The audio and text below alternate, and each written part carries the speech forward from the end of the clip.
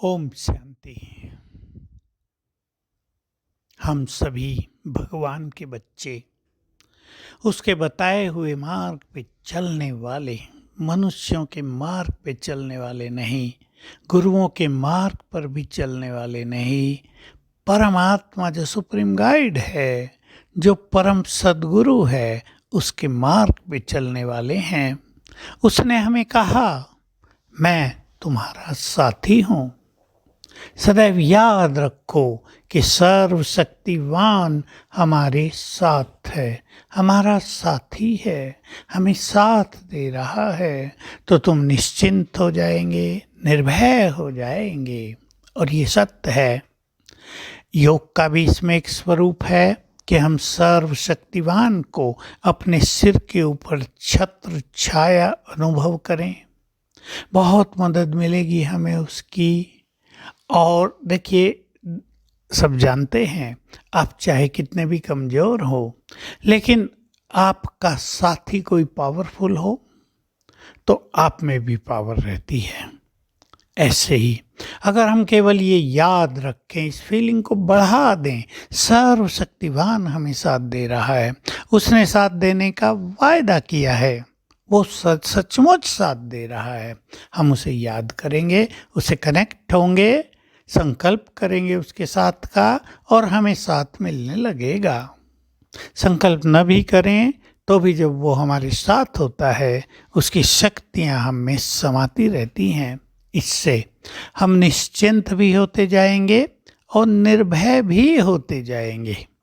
एक व्यक्ति अकेला हो, किसी समस्या से वो अकेला जूझ रहा हो, चिंताएं होती हैं।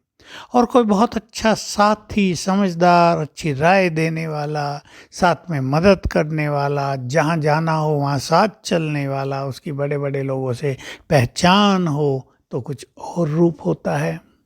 हमारी पहचान सर्वशक्तिवान से हुई है। हम उससे गहरा नाता जोड़ कर रखें। जो कमी एक पड़ रही है अनेक ब्राह्मणों को, वो यही है कि उससे गहरा नाता जोड़ा हुआ नहीं है।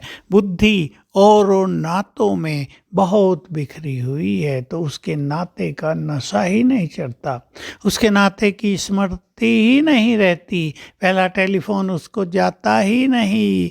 दो भुजा वालों के पास ज़्यादा जाते हैं, उनसे संबंध संपर्क ज़्यादा रखते हैं, मदद के लिए भी उनकी ओर प्यासी नज़रों से ज़्यादा देखते हैं। लेकिन हमें ये नशा हो जाए कि सर्वशक्तिवान हमारा साथी है, तो एक तो बाबा के महावाक्य हैं, उनकी शक्तियाँ हमें मिलती रहेंगी।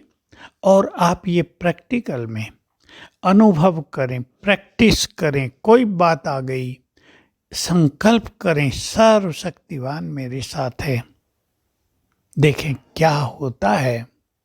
आप प्रैक्टिकल में करें, सर्वशक्तिवान बाबा को आह्वान कर लें, आ जाओ, हमें आपकी मदद की ज़रूरत है, आ जाओ नीचे, और देखें क्या क्या होता है, वे क्या क्या करते हैं।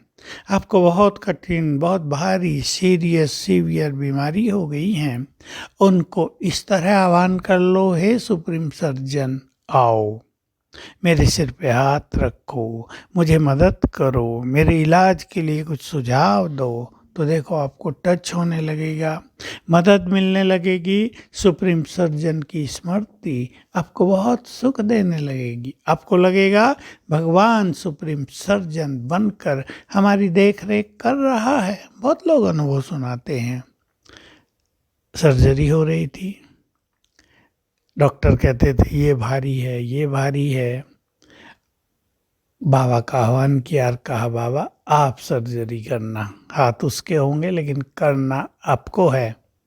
सहज हो गया, कुछ पता ही नहीं चला।